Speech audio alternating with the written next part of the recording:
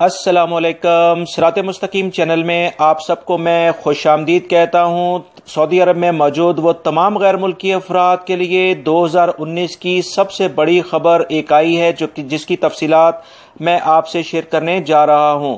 تفصیلات کچھ ایسی ہیں کہ سعودی حکومت نے اور متعدد اداروں نے اب اس بات کی تصدیق کر دی ہے کہ 24 گھنٹے بزنس یہاں پر اب پروان چڑھے گا۔ تمام مارکیٹس 24 گھنٹے کھلیں گی، جس کے بعد سعودی عرب میں بے روزگاری کی شرح میں نمایاں کمی ہوگی۔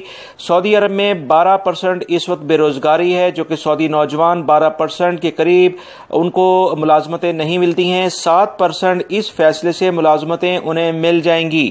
اس اعلان سے غیر ملکی افراد کو سب سے زیادہ فائدہ یہ ہوگا کہ اب بہت سارے پروفیشن جس میں سعودی شہریوں کو لازمی لانے کے لیے اقدامات کیے جا رہے تھے، اس میں بھی کمی ریکارڈ ہوگی۔ لہٰذا غیر ملکی افراد اپنے لیگل ڈاکومنٹس جو ان کے اقامہ ہے یا ان کے دیگر جو بھی اہم ڈاکومنٹس ہیں انہیں مکمل رکھیں۔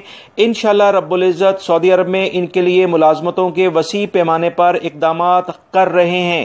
سعودی حکومت ویژن 2030 کے تحت اہم ترین اقدامات کر رہی ہے، جس کے مطابق تازہ ترین رپورٹ جاری ہوئی ہے کہ سعودی حکومت 2030 میں 15 دنیا کے بہترین ممالک میں شامل ہو جائے گا، جو کہ فائنینشلی یعنی معاشی طور پر ترقی یافتہ ممالک ہوں گے۔